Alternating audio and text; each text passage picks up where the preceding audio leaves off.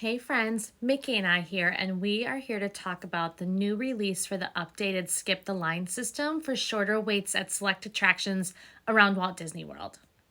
So, this system replaced the pre pandemic FastPass system and the Genie Plus system. This allows access to the lightning lanes, which are the physical queues at the attractions next to the standby lines. So, you have a shorter wait time at some of the best attractions. So there's two different types of lightning lanes. There's a multi-pass and a single pass. So let's talk about the multi-pass lightning lane first to start with. So again, this replaced the Genie Plus system and it is a cost per person per day, which can vary by day and park. It starts at roughly $25 a person, with Magic Kingdom being the most expensive and Animal Kingdom being the least expensive.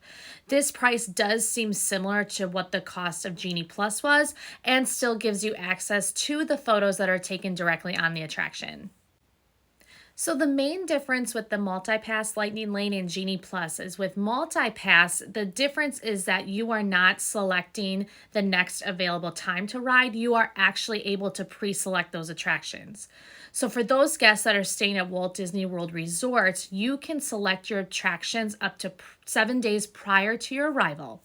And non-resort guests, you can select attractions up to 3 days prior to your arrival.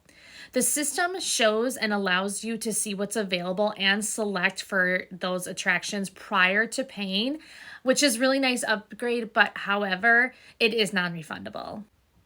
So how do you book those multi-pass lightning lanes? Great question. Thank you for asking. So prior to 7 a.m. on your selection day, make sure that your friends and family are all linked up and you have the most updated version of the My Disney Experience app.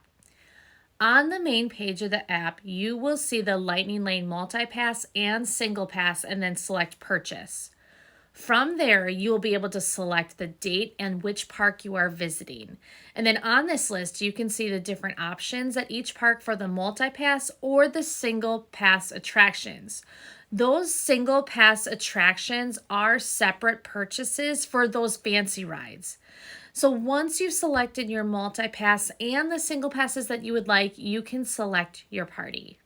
So from there, you will be able to choose up to 3 Lightning Lane experiences for your party. You can select 1 from the top tier group and then 2 from the next tier. This is similar to how the old FastPass system used to work. The system will pre-populate attraction times for you and will adjust based on other reservations and plans that you might already have, such as dining reservations or other enchanted extras that have already been booked. You are able to modify those times if you would like based on availability, and you can cancel the selected lightning lane if you want another attraction.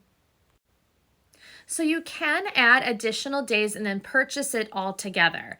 Since you can book it all in one day in advance, that is nice, but it is a little bit pricier, but better than having to get up at 7 a.m. each day of your vacation to book your lightning lane.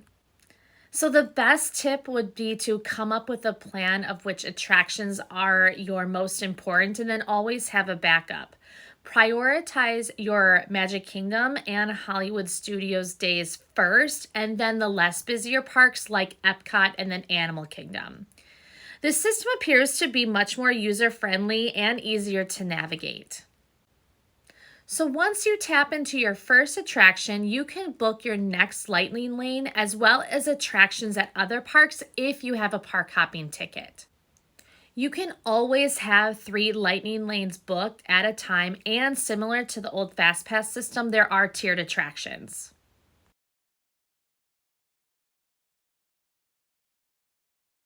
As your travel planner, I will include documents in your travel packet about tips and tricks along with recommendations of prioritizing attractions. Remember, the single pass lightning lanes are for the most popular attractions at each park and are an individual cost per attraction from the multi-pass lightning lane system.